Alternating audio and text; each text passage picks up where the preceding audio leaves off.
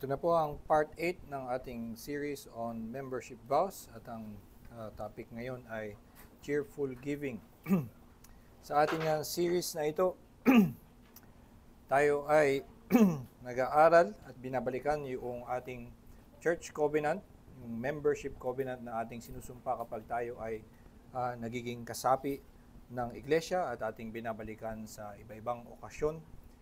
Ito ay magandang sariwain upang maalala natin kung ano ang mga tungkulin ng isang miyembro sa iglesia, kung ano ang ating mga sinumpaang tungkulin, at sa pag-aaral nito ay upang maalala natin, hindi lang mapaalala sa atin kung ano ito, kundi maturuan tayo kung ano ang tamang espiritu ng pagsunod dito ayon sa turo ng salita ng Diyos. So, ang ginagawa nga natin, we review our commitments as covenant members of the church at meron tayong study of the specific vows as detailed in our covenant.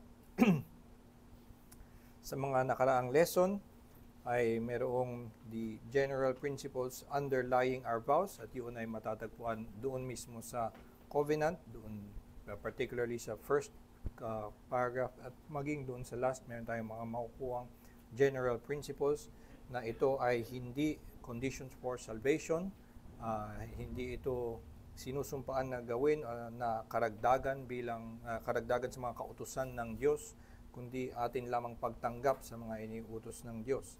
At sa pagtingin natin doon sa mga iba-ibang sinumpa natin, may tingnan natin yung mga konkretong aksyon na makikitang isinusumpa natin na ating gagawin. Kasama doon ang biblical correction at yung dahil meron tayong malasakit sa isa't isa, meron tayong pagtatama kapag nakita tayo ng kapatid na merong ginagawang kasalanan, ay meron tayong malasakit sa kanya at siya ay gagawin natin yung iniuutos at tinuturo ng Biblia kung paano magtuwid ng kapatid. Yung public assembly and private prayer, merong statement on that na ating tinignan, and also church order and unity. At last week, ating pinag-aralan yung ministering our gifts, na ang bawat miyembro ay mayroong kaloob na maaaring ibahagi sa iglesia, at ito ay bahagi ng disenyo ng Diyos na pinagkalooban niya ng iba't ibang mga kakayanan ang bawat miyembro, at ito ay para sa ikabubuti ng iglesia. Kaya pinag-uutos niya na ang mga pinagkaloob ng Diyos ay gamitin sa iglesia for the edification of others. Ngayon, ang ating pag-aaralan ay cheerful giving. Maaari itong maikabit doon sa ministering of our gifts, kasama sa mga kaloob na biyaya ng Diyos sa atin, ay ang maging ang ating mga salapi. At patungkol doon ay mayroong katuruan ang Biblia na kung paano tayo dapat magbigay, at ang pera ay isa naman talagang masalimuot na usapan na nagdudulot ng mga hidwaan at away sa iglesia, dahil ang pera ay isang talagang makapangyarihang impluensya sa mundo. So, kung babalikan natin yung ating membership covenant, ito yung sa paragraph na simulan natin, we will therefore not forsake the assembling of ourselves together, nor neglect to pray for ourselves and others. So ito yung ating sumpa na we will attend to the public assembly and be diligent in privately praying. So dyan, sabi natin, we will work together for the continuance of the ministry of this church and the promotion of its worship, ordinances, discipline, and doctrine. So dito natin kinuha yung lesson on church order and unity. Tayo nangako that we will work together. Magkakaisa tayo. At may katuruan ang Biblia kung paano ang pagkakaisa ang siyang kasangkapan ng Diyos upang maitaguyod ang worship, ordinances, discipline, and doctrines. At last week, ito yung tinignan natin na statement in the covenant. As good stewards of God's varied grace, we will minister our gifts to one another, serving by the strength that God supplies. Ito ay direktang kinuha sa 1 Peter 4:10 na ayon sa disenyo ng Diyos, may iba-ibang mga kaloob na ibinigay sa atin, at yun nga ang pinag-aralan natin last week, na ito'y tungkulin natin na ibahagi sa iglesia ang ating mga kaloob. Ngayon, ito ang ating pag-aaralan, yung mismong kasunod nun na sentence. As the Lord may prosper us, we will contribute cheerfully and regularly to the support of the ministry, the expenses of the church, the relief of the poor, and the spread of the gospel through all nations. Isang mapapansin natin sa statement na yan, ito uli ang statement, mapapansin natin una, it presumes the biblical validity of financially supporting pastors. Yung usapin ng kung tama ba na sinusuportahan o binabayaran ang mga pastor ay isa din sa mga controversial na issue in church government. Meron talagang mga may pananaw na hindi dapat binibigyan ng financial support ang mga pastor. Merong nagkaroon ng ganun historically, though ngayon hindi na ganun laganap yung pananaw na iyon, pero makikita natin sa ating statements, it is presumed that it is biblically valid to financially support pastors. Also, it foresees other expenses, including relief of the poor and missions, spread of the gospel through all nations. So, meron pang ibang mga tutustusan ng salapi. At ang pangatlong gusto kong pansinin, that it emphasizes free, cheerful giving as the Lord may prosper.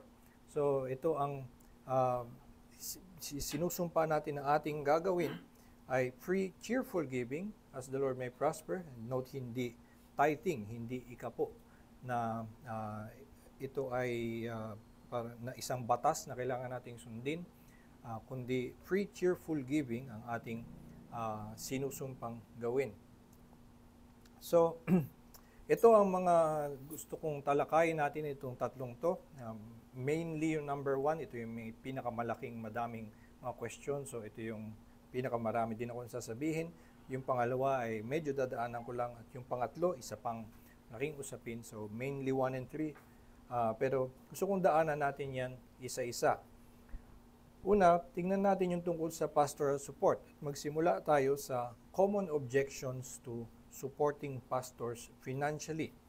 Ang isa ay may mga nagsasabi, genuine calling doesn't need financial incentive. Dahil ang pangangaral ng salita ng Diyos, ang pagiging pastor ay isang calling mula sa Diyos. Dapat ito ay hindi incentivized by money. Maaring nagmumula yan sa 2 Corinthians 2:17, we are not like so many peddlers of God's word, but as men of sincerity, as commissioned by God in the sight of God, we speak in Christ. So dito sinasabi ni Pablo na hindi sila peddlers, hindi ito kanilang profesyon. They are commissioned by God at ito ang kaya nila ito ginagawa.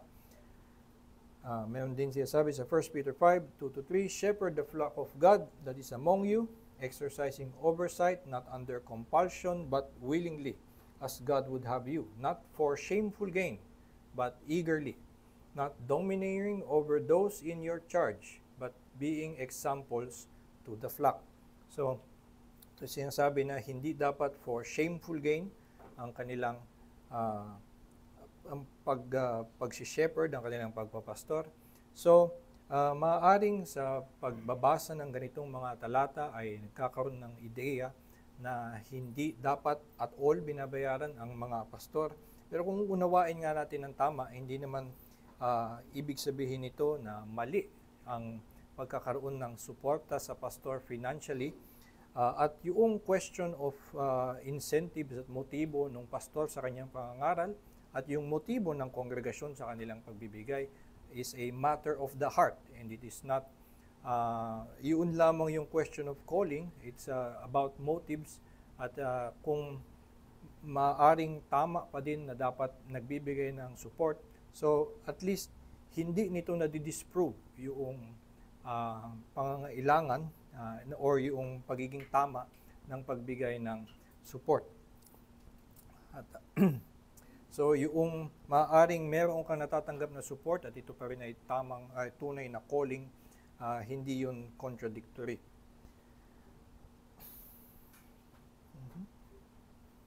Yan na naman. May mga umuulit na naman.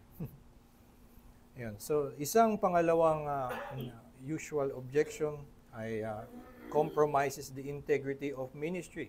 Dahil kung ang mangangaral ay binabayaran ng kanyang mga pinapangaralan, ibig sabihin, mayroong masasabing conflict of interest, baka kasi una ay sabihin lang niya kung ano yung katanggap-tanggap dun sa mga nakakarinig sa kanya, dahil nga yun yung mga tumutustos sa kanyang mga pangailangan. So, ang nangyayari kapag binabayaran yung pastor ay na maaaring ma-compromise yung kanyang pagiging faithful to the word at pag-minister ng salita.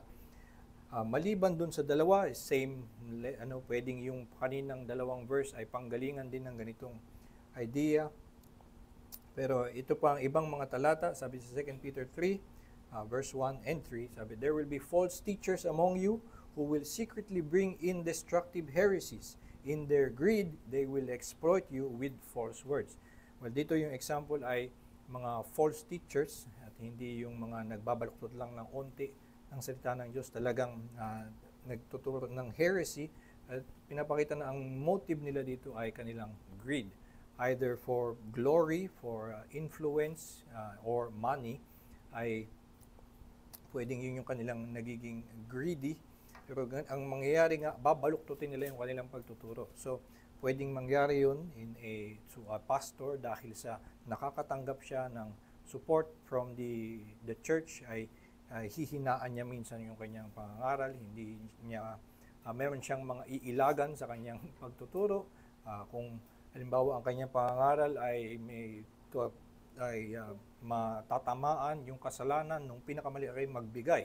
So, iiwasan niya yun kasi baka hindi na yun umattend. Tapos, mababawasan ng malaki yung kanilang offering. So, mga ganong klaseng concern. 1 Thessalonians 2, 3-5, siya sabi, for our appeal does not spring from error or impurity or any attempt to deceive. But just as we have been approved by God to be entrusted with the gospel, so we speak, not to please man, but to please God who tests our hearts. For we never came with words of flattery, as you know, nor with the pretext for greed. God is witness. So dito makikita na Paul, ganito ang kanilang example at maaaring sabihin na kung ganito ang pangangaral ng mga apostol, ni na Pablo, na walang compromise sa kanilang ministry at sila ay hindi for gain, kundi only in sincerity, na baka sagabal ang pagbibigay ng bayad. Well, again, ito ay does not disprove the rightness of supporting pastors. Again, ito ay tumutukoy muli sa motibo.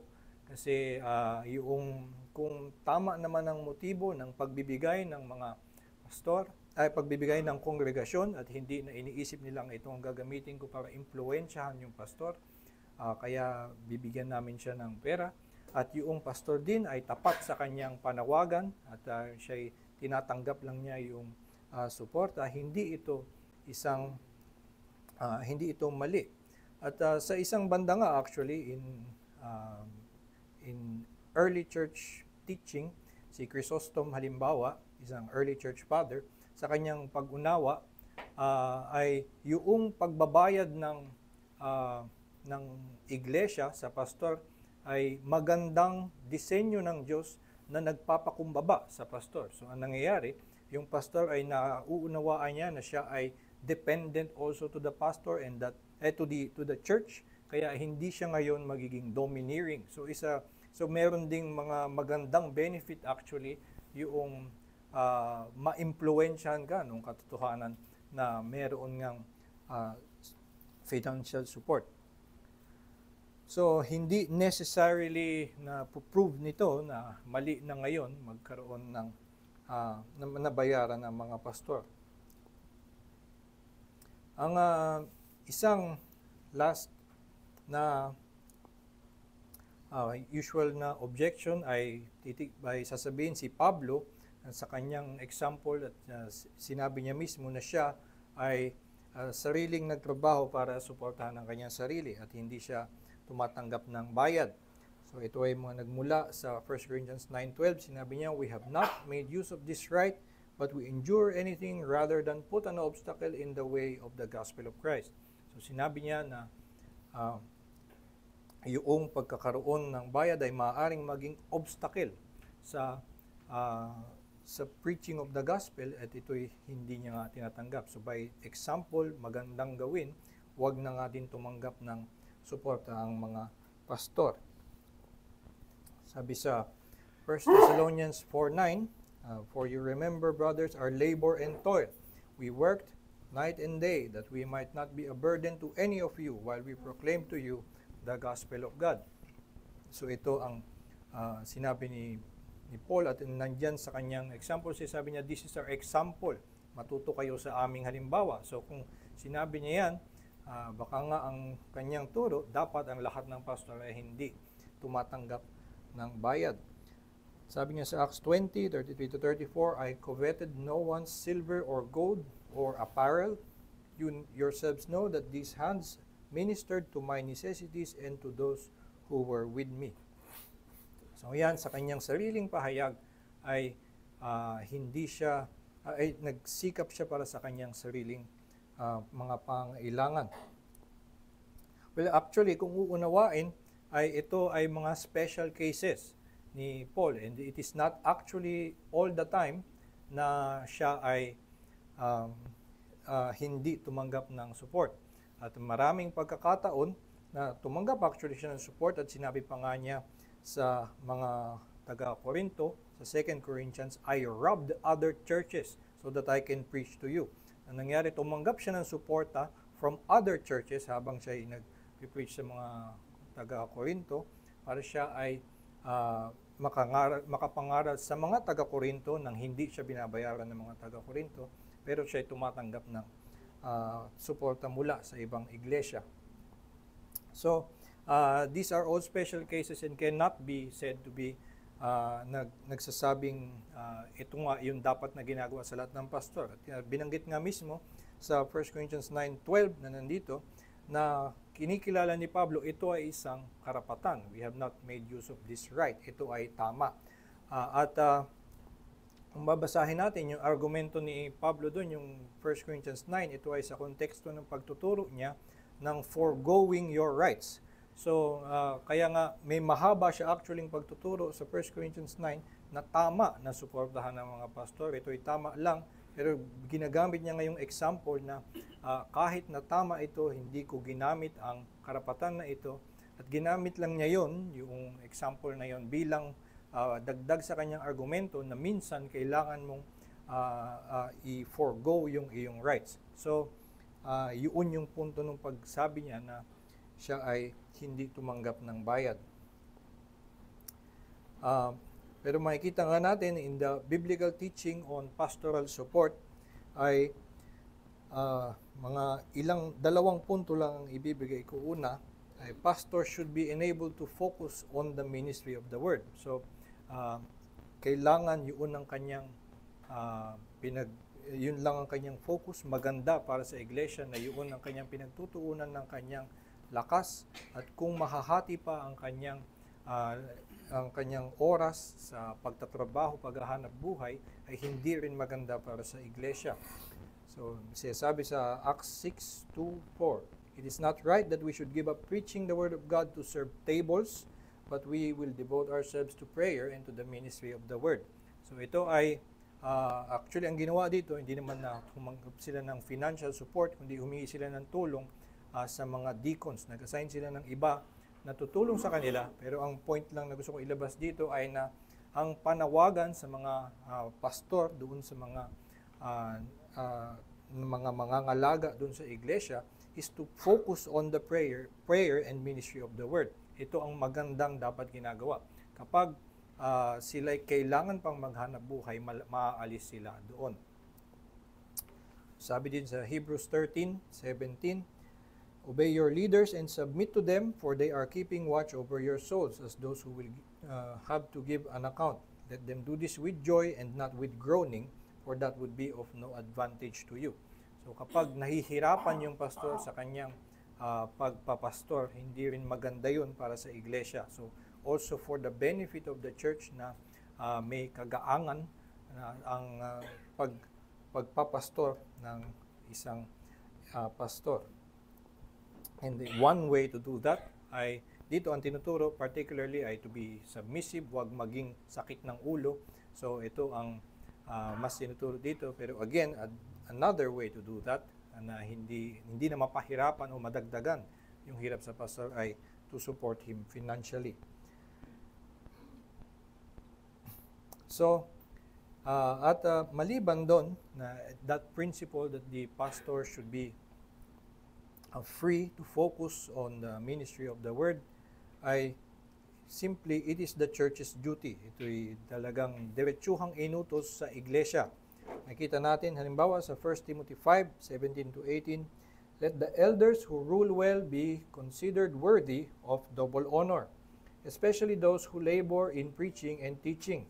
For the scripture says, you shall not muzzle an ox when it treads out the grain, and the laborer deserves his wages.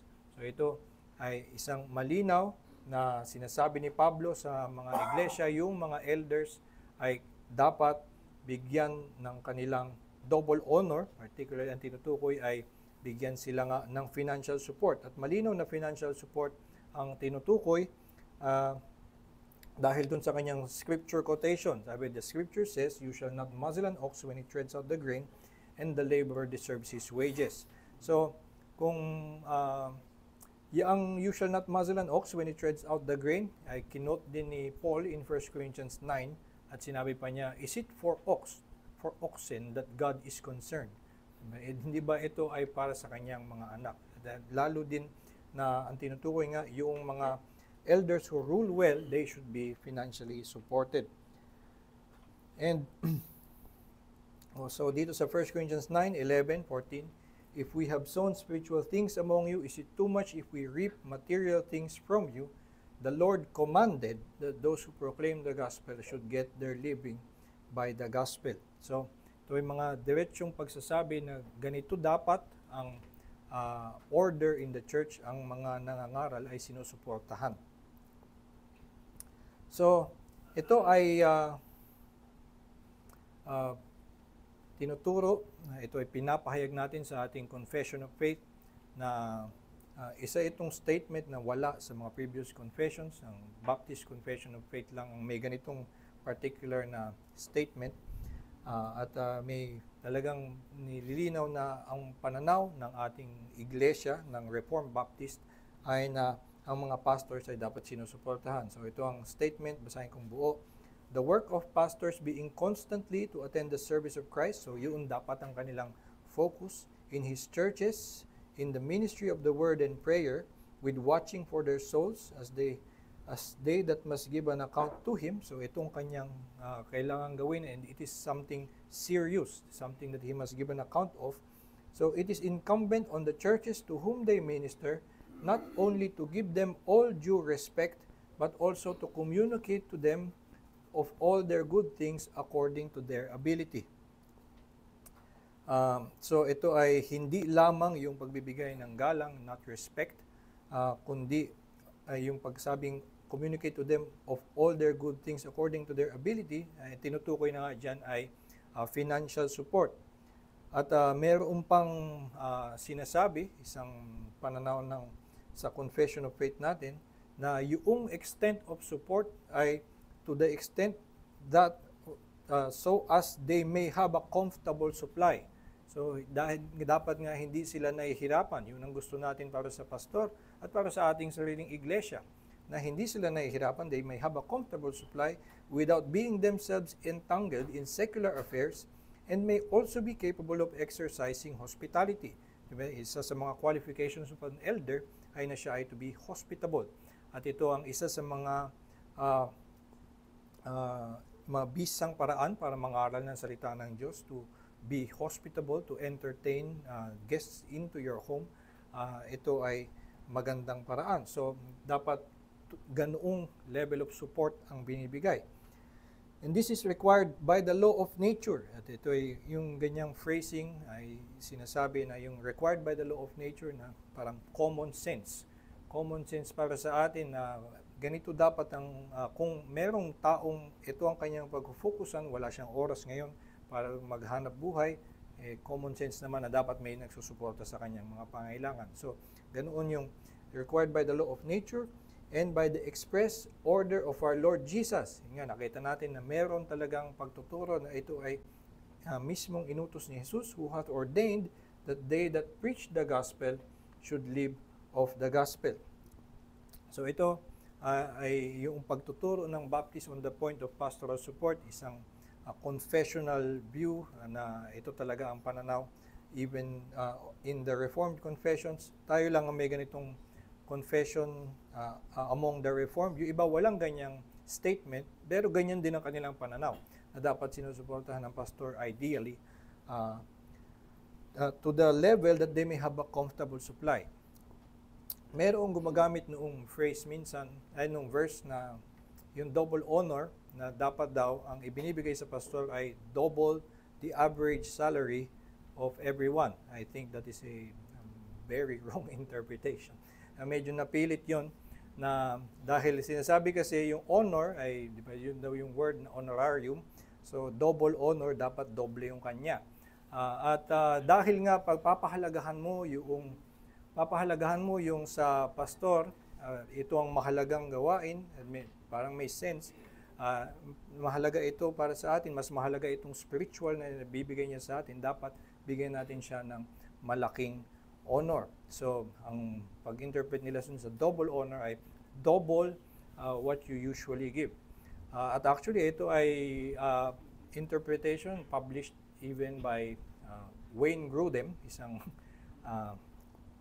kilalang systematic theologian. And noong 1980s, may publish ng article sa Christianity Today na sinabi niya yan ang kanyang interpretation ng double honor. So, worthy of double honor lang naman daw ang sinabi. So, hindi naman sinabi na dapat ito ang ibigay, kundi kilalanin lang natin na worthy of double honor. Pero tingin ko nga, mali pa rin yun. Kasi, at least, kung sa context ng honor, ang binanggit na sinabing worthy of honor, yung mga widows who are good works. So, bibigyan sila ng salapi. So, kung in context, at least ang double na ibibigay sa kanya ay doble dun sa binibigay mong charity support dun sa widow.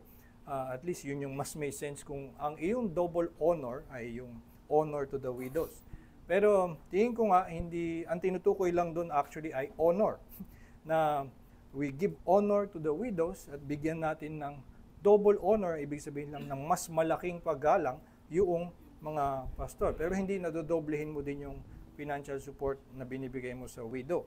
Kasi actually, later on, sasabihin niya, let those who are bond servants, mga alipin, treat their masters with all honor. So, ibig sabihin ba yung mga alipin, lahat ng pera nila ibibigay nila dun sa kanilang master, di ba? So, ang pinaka ibig sabihin lang ay na magbigay ng honor, mataas na paggalang, and also that can be reflected in more support, pero hindi iniuutos sa atin na doblehin yung binibigay. Pero maganda na yung situro dito, they may have a comfortable supply at na magkakaroon sila ng ability to exercise hospitality. Hindi man ibig sabihin na doon na kailangan malaki yung kanilang bahay. Meron na akong mga nakilalang pastor na maliit yung bahay, talaga isang studio apartment na maliit. Nakapag-entertain pa rin ng guest, naging mabisa pa rin sa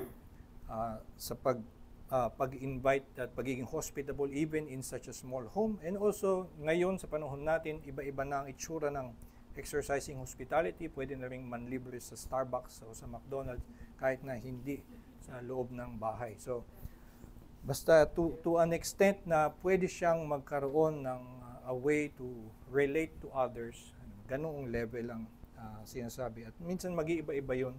And also that depends on the ability of the church. So anyway, ito ang pananaw on financial support. Maliban doon, binabanggit sa ating covenant na mayroong other expenses of the church. Yung sinasabi sa ating covenant, we will support the ministry, the expenses of the church, the relief of the poor, and the spread of the gospel through all nations. So, yung ministry, ang tinutukoy dyan ay yung preaching of the word. Mayroong the expenses of the church. At yan ay tumutukoy siguro at sa logistical operational expenses. Makikita natin even in the Bible na mayroong mga pangailangan ganyan. So may mga nagta-travel na mga ministers, sila ay entertain sa or i-host kasi wala man silang bahay doon. At kapag sila ay magta-travel, matagal na biyahe yon, kailangan silang bigyan ng pagkain. Hindi yun mabilisan lang, wala pa silang eroplano o sasakyan. So ito ay may mga ganong klaseng pagsuporta na kailangan nga ng salapi. So, ang church ay logistical na operational expenses. Tayo kailangan ng kuryente, baka kailangan ng laptop na hindi biglang bumababa yung slides, mga ganon. So, minsan, yun ang logistical or operational expenses ng church.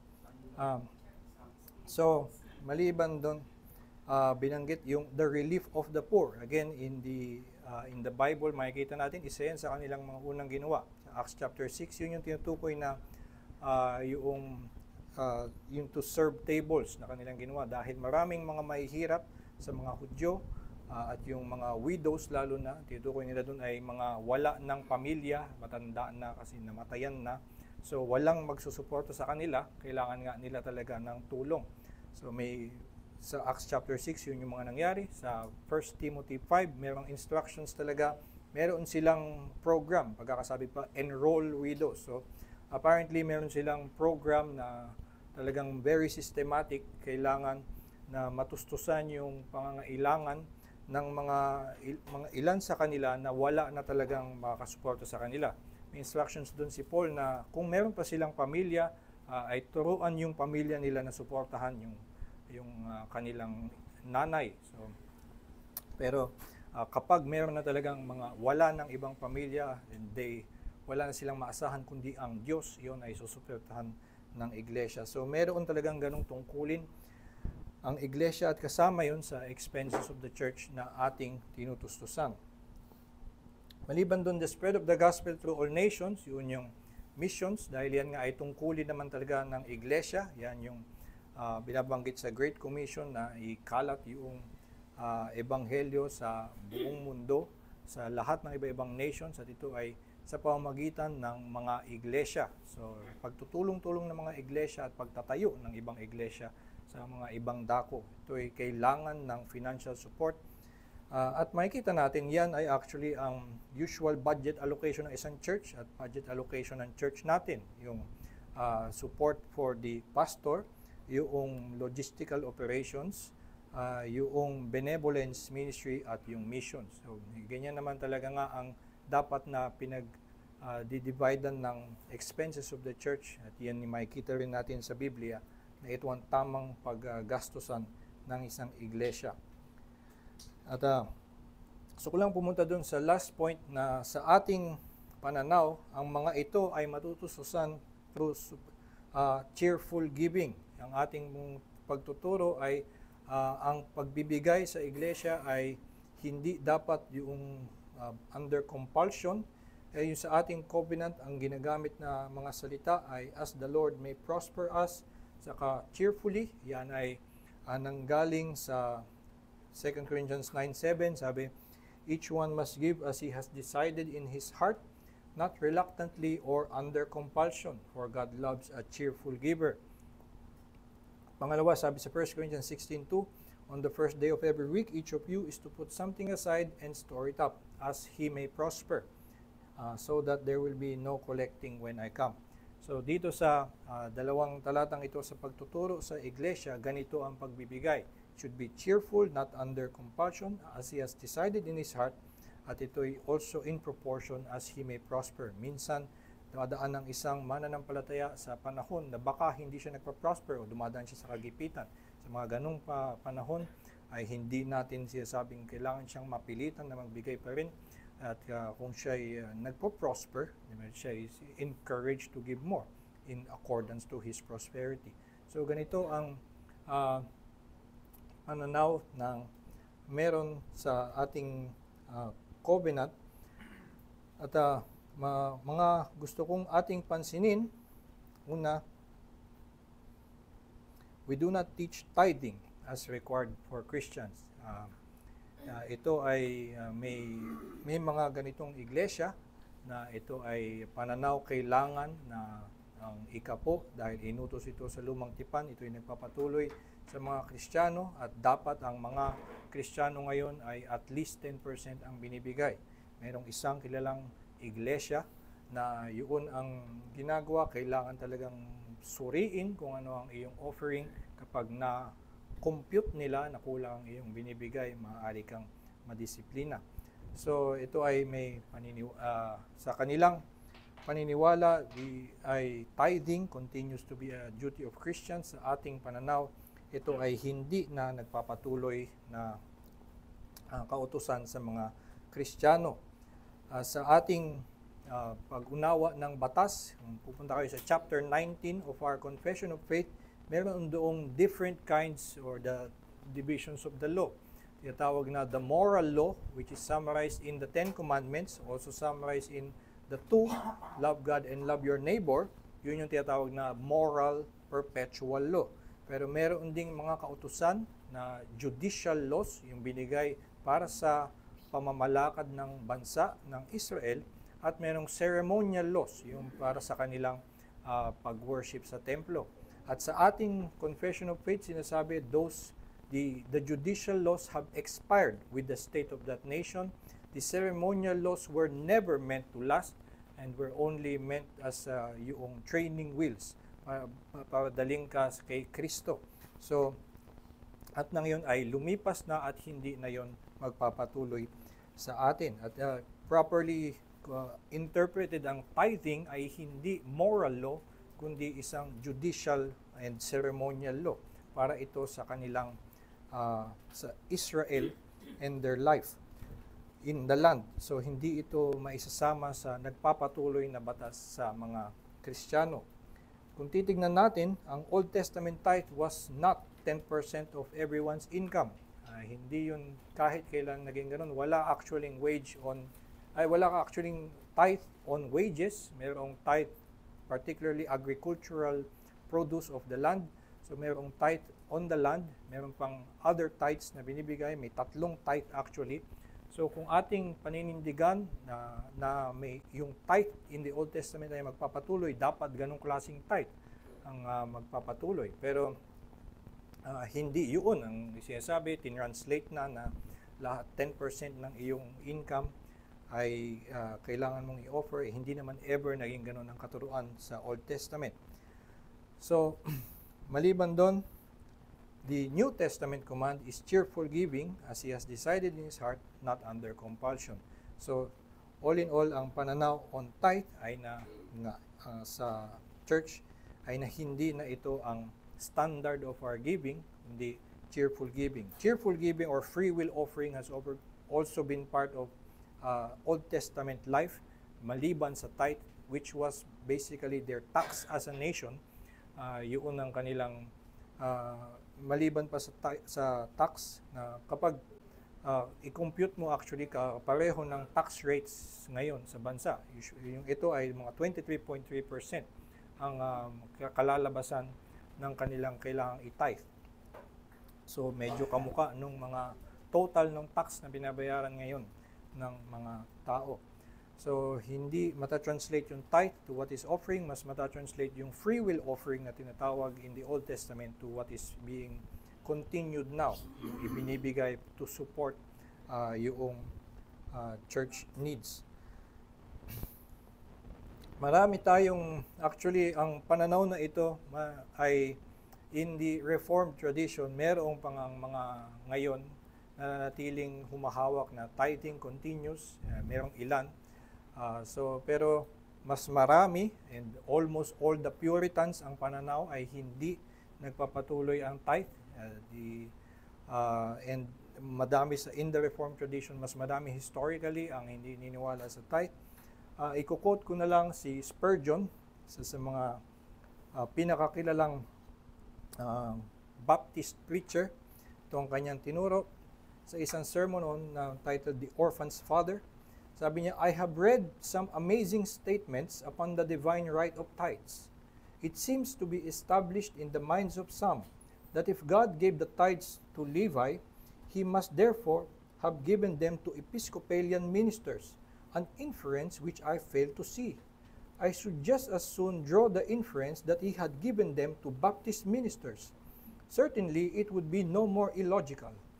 The idea of our being priests or Levites in order to get compulsory tithes would be too abhorrent to be entertained for a moment. So, makita natin si Spurgeon is a representative of someone who found it ludicrous to entertain the idea na yung tithe ay mata-translate to giving to the church para suportahan yung pastor, kasi hindi mo talaga may equate yung pastor to a Levitical priest and the Levitical tribe.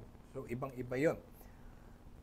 Patuloy sa isa pang sermon on a cheerful, sabi niya, a cheerful giver, beloved by God, give, dear friends, as you have purpose in your heart, and give proportionately as the Lord hath prospered you.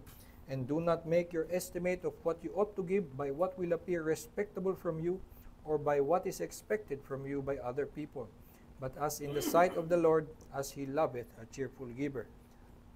So ito ay representing also what we also believe in the standard of giving, ay hindi yung amount na 10%, kundi yung cheerfulness of the heart. Kung actually titingnan natin, mas mabigat itong hinihingi na tungkol sa puso ang hinihingi sa atin at hindi yung certain amount na panlabas lamang ang hinihingi sa atin. Hinihingi na tayo ay may kagalakan sa ating pagbibigay. So, ito ay ang pananaw sa atin ngayon na sa giving na standard ay cheerful giving, hindi yung duty compulsory tithe na tinuturo sa lumang tipan. Ang isa pang mapapansin sa turo ng RGBC on giving ay we do not teach giving and offering as an element of worship. So, walang ginagawang collection sa iglesia. Dati meron, pero nagkaroon ng pagbabago sa conviction na yung offering ay hindi properly to be considered na kasama doon sa pagsamba.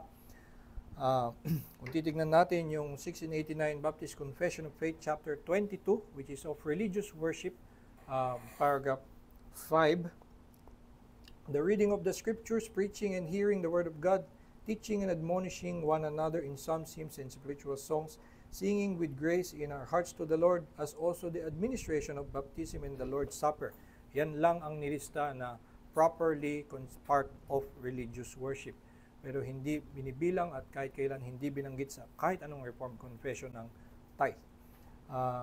Sa pananaw na ang regulative principle of worship na ang gagawin dapat lamang sa pagsamba ay yung iniutos ng Diyos, dahil nga hindi natin nakikita yung pagbigay ng tithe, at also even yung offering properly considered in the Old Testament, pagbibigay ng pera was never a worship activity. Ang pera ay minsan nililikom kapag meron silang special project na magpatayo ng building or na may mga susuportahan. Pero hindi sila part of the worship na ginagawa nila sa temple. Walang ceremony na tara, dalhin nyo ngayon ang inyong mga salapi, and then they feel religious about giving their money. Ang mga binabanggit doon na pagbibigay ng offering ay pagbibigay ng sacrificial offering for sin. Ganun ang mas madalas na tinutukoy na offering, at hindi dapat natin i-consider na yung ating in-offer na pera ay bayad sa ating kasalanan. Siyempre, lalong mali yun. So, hindi natin kino-consider na worship yung pag-kolekta ng offering, kaya ito'y hindi na sinama at naglalagay na lang ng box doon. Mayroon lang nakalagay, offering box. Hindi na nga siya part of the order of worship mismo. Ginagawa ngayon sa mga iglesia na dahil nga ang awkward na may collection in their service, ay lalapatan nila ng music.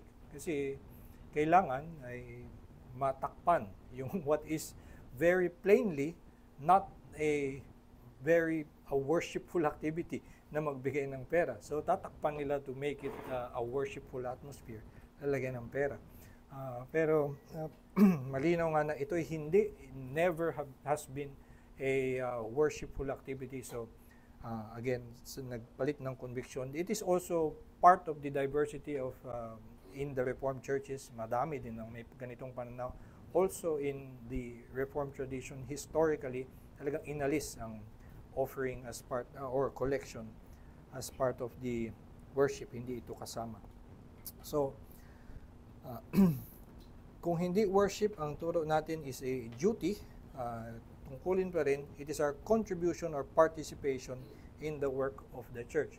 So hindi dahil inalis lang natin siya from worship, hindi natin siya pinapahalagahan, ay tinuturing natin to ng ito ay ating partisipasyon. Yun nga yung sinasabi natin sa ating covenant na we contribute, yung nakikibahagi tayo doon sa ginagawa sa iglesia. At tingin ko isang pinakamagandang insightful teaching na nakita ko dito ay yung sa The Dorian Principle ni Conley Owens.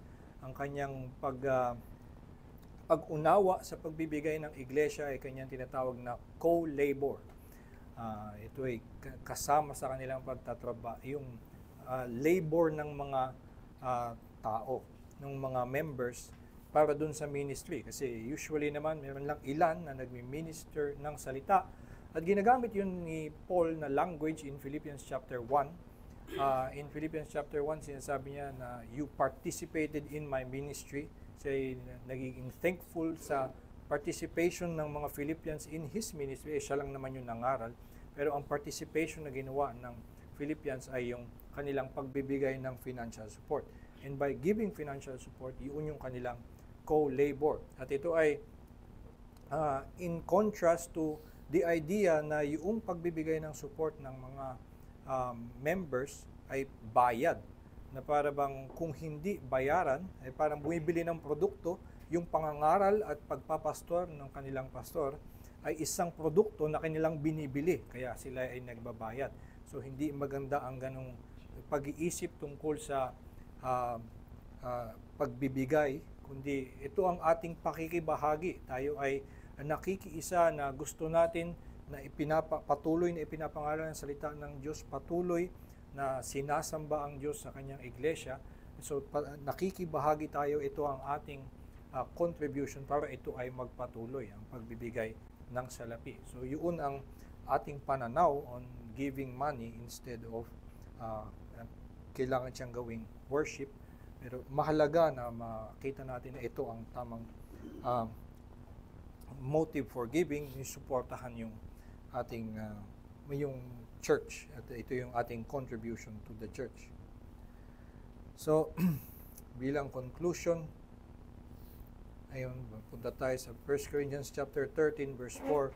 Sabi, if I give away all I have and if I deliver up my body to be burned but have not love, I gain nothing. Dito makikita natin na hindi sapat na magbigay ka ng 100%. So minsan siya sabi kailangan 10%. Pag 10% ang binibigay mo, or ay yun yung minimum na kailangan. Pero dito sinasabi, kahit 100% pa ang ibigay mo, you give away all you have, at ibigay mo man even your body to be burned. Pero wala kang pag-ibig, mali ang iyong motibo, ay you gain nothing. Nakita natin yung isang example, kasi sila ay nagsinungaling tungkol sa kanilang offering, sila ay nagbigay ng 50%. Pero gusto nilang angkinin na ibinigay nila lahat. Kasi gusto nilang ng glory from people.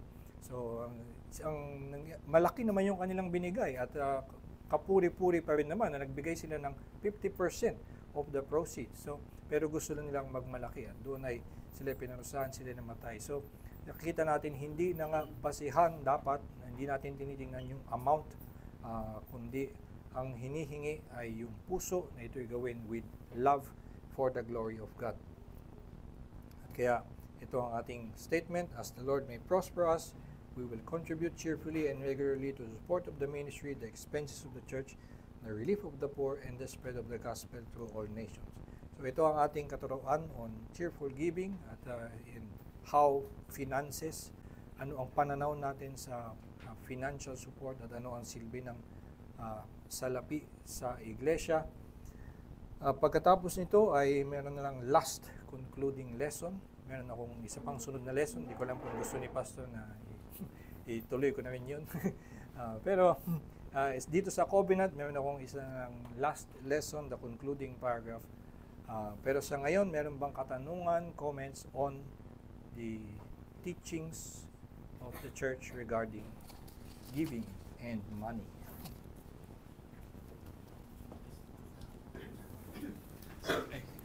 Good morning, brother.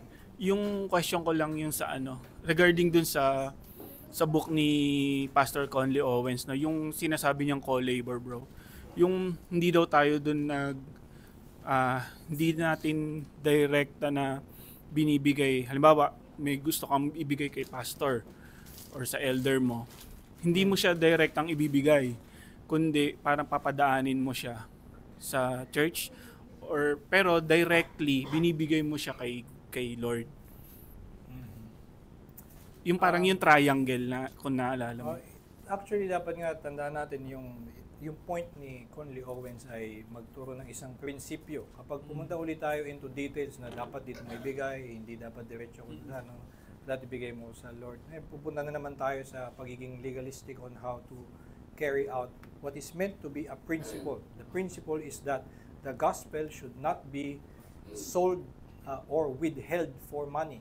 So, hindi dapat na kapag hanggat hindi ka magbabayad, hindi ko ibibigay sa iyo itong libro, katuruan, o yung pangangaral.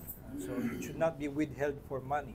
So, hindi dapat ganon. At yung proper way of giving support to ay hindi na gusto nating makuha yung pangangaral, so parang binabayaran natin yung isang produkto, kundi we labor with it is our participation in the labor of spreading that word. So, pag-support doon sa endeavor, hindi na ito yung way to acquire something. So, yun yung prinsipyo at yung mga ganyang klaseng detalye ay tingin ko hindi actually yan ang punto ni Conley Owens na kailangan pang hati-hati kanino dapat ibigay, ganito. Merong wisdom in a consideration na minsan mas maganda na padaanin sa church ang pag-support sa isang pastor na para yung church ang magbibigay rather than a person na may wisdom in that. Pero again, principles, hindi tayo dapat maging legalistic. So yun yung actually ko, bro, yung parang gusto kong itanong din na kumbaga ano yung wisdom natin or yung pwede nating sundan na principle na ikaw yung parang hindi magmukhang bro, parang hindi magmukhang bribe or magmukhang gift directly na parang binabayaran mo. Para hindi lang talagang ganun. Pero alam naman natin motive of the heart, 'di ba? Pero gustong-gusto mo talagang parang magbigay kay pastor or sa mga co-labor katulad sa iyo, kunyari may gusto ako ibigay, 'di ba? Na hindi magmumukhang ganun na pero hindi mo papadaanin sa giving doon sa church. Yeah, again nga, yan ay matter of wisdom. Maaari tayong kumuha from the wisdom of the world. Meron silang ganyang klaseng pag-distinguish between what can be considered a bribe. Minsan, pag malaking value. And also, so halimbawa, may gusto mong bigyan si pastor ng kotse.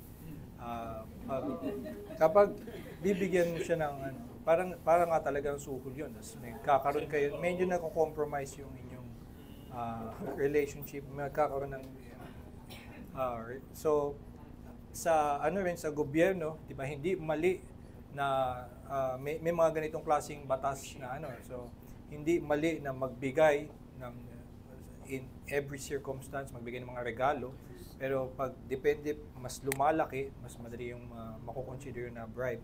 So may ganitong mga klaseng wisdom and other considerations. Yan.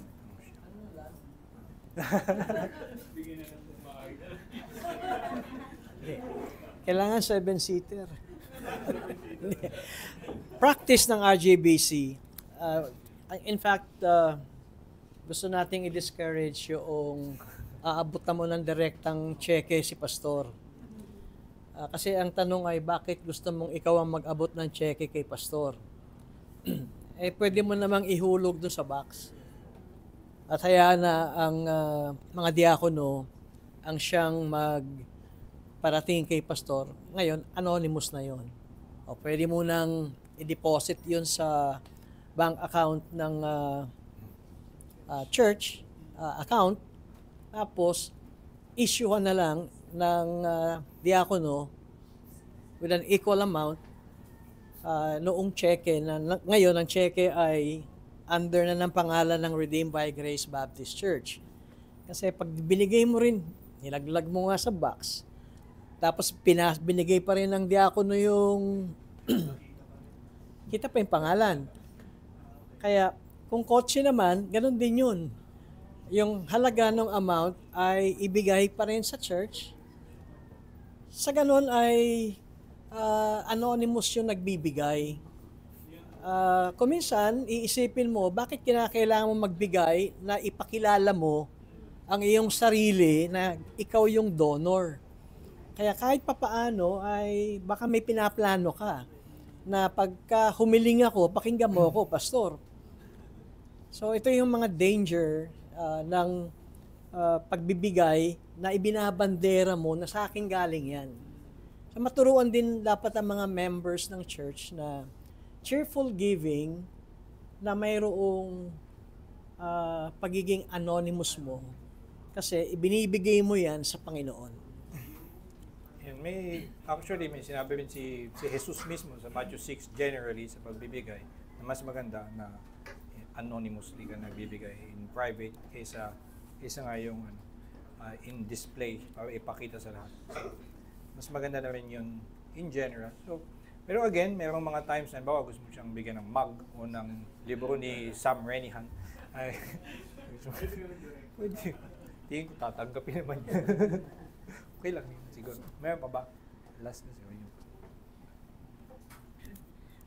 Brother Ai, tanong ko lang po kung yung pagbibigay ba ng sobra ng kapatiran natin sa iglesia is nasisira yung vows natin if we have that kind of thinking na yung sinabi nga ni Pastor na hindi anonymous. Yung nabe-break ba yung vow natin? Yung pagbibigay ng sobra. Ang direkta pala, sorry. Yun direkta. Nabe-break ba yung vow natin? Well, wala exactly. Pero baka maaring medyo makagulo nga yun. Yung hindi maganda yung maging relationship to the pastor. Yun nga yung mga effect nun. Siguro may relation yun sa yung keeping order and yung unity, yung proper relation between member and pastor. So, kapag yung salapi minsan ay maaari ng magbigay ng emboldenment doon sa tao na feeling niya meron siyang control doon sa pastor kasi nga malaki yung kanyang binibigay o ino-offer. Yun hindi hindi maganda yung nagiging takbo sa iglesia. Parang nagkakaroon siya ng feeling na entitlement. So, medyo nakakagulo yun. Something that might disrupt the order. Hindi natin kailangan makita sa covenant explicitly, pero hindi yun maganda sa iglesia. Well, Sige. Tuloy mo? if that's in case po, since hindi na siya anonymously na nagbigay, does the person who received that giving needs to broadcast para ma-discipline yung tao? Or not really? Kung ground for discipline, si pastor na lang po. Ito totoong nangyari sa isang lokal na iglesia. Merong isang affluent member at covering sa kanyang pagiging generous at katulad ng sinasabi na nagbibigay siya diretso sa mga nangangailangan. Well, maganda yon. Kaya lang, nung nakabangga niya na yung pastor at nagkaroon sila ng meeting, lahat ng kanyang binibigyan, naging pabor sa kanya. Kasi, nakikinabang itong mga taong ito sa kanya. Kaya ngayong sinasabi ko na kung gusto mo siyang tulungan, marami tayong papel na kulay puti At isulat na lang at ilaglag doon para ito kay ganito, para ito kay ganito. At ang nag-aabot ay ang mga diakono. Anonymous pa rin. Ah, maganda yung diretsong tumutulong, pero as much as possible, sabi nga above all else, ang puso natin ay mandaraya. Baka pagka mayroon ng personal na issues sa leadership, gamitin mo yung iyong network. I mean, yung iyong mga natutulungan. So, yun yung binabantayan natin.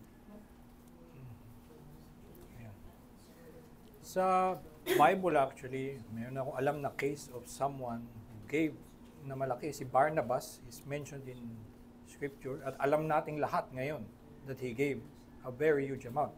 So it is very public. So hindi naman ito masama na mangyari. Siya ay binenta niya yung kanyang mga lupain at yung proceeds daw ay binigay niya sa iglesia para ito ay distribute. So ito ay recorded in Scripture and ngayon alam ng buong kasaysayan na ito ay ginawa ni Barnabas. So again, merong mga ganitong case, hindi necessarily ito makakasama, pero ang nangyari nga, merong sumunod sa kanya, yung dalawang mag-asawa na nandaya, ginaya nila, nagbenta rin sila ng kanilang lupa, pero gusto nilang ibalandra ngayon. So kasi apparently si Barnabas biglang naging proud yung mga tao sa kanya o kinamanghaan siya. So sila ngayon, ginaya din nila na gawin yon. So maaaring mangyari ang iyong pagbibigay ng malaki ay okay lang tulad ni Barnabas or pwedeng ito ay maging masama. Again, pinaka kinauwian ay yung ating puso. Yun ang But I understand na itong pagtuturo ng cheerful giving is among the members ng church. So we do not expect visitors or guests to give, right? And tayo naman as members, when we give, we practice cheerful giving, do we expect something in return from the Lord? Yun.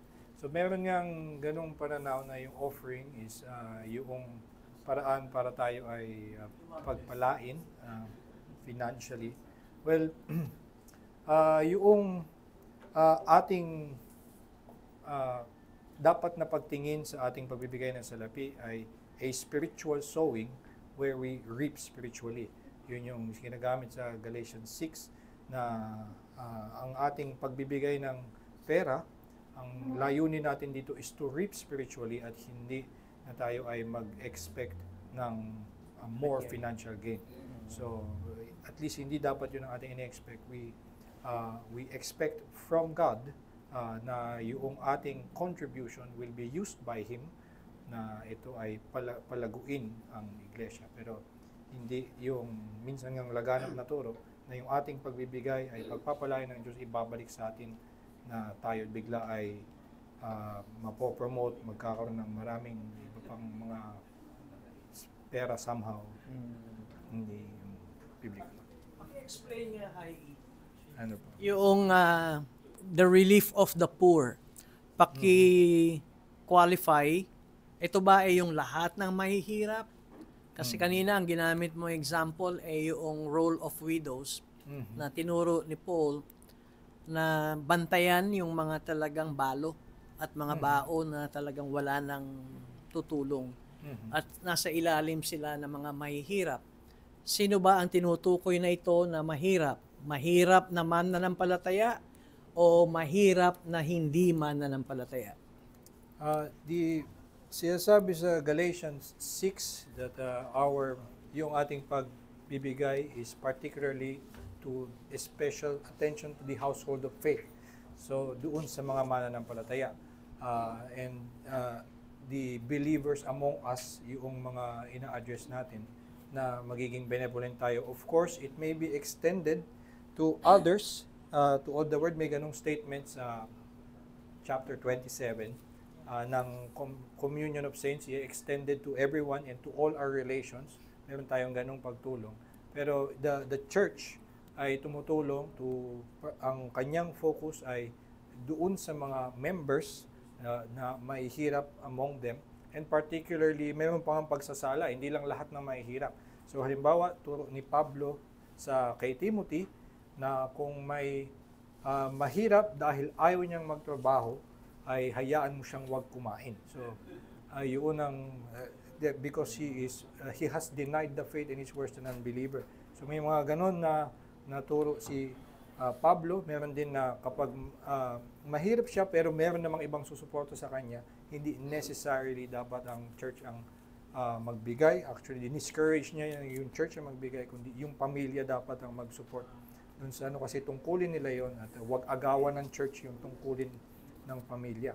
So, particularly yung poor ay yung talagang wala nang maasahan, and particularly yung members. But of course, it may also be extended to any poor among you and na iba na maaari nating tulungan out of the na gusto lang natin. Anyway, may time na. Tayo po may manalang.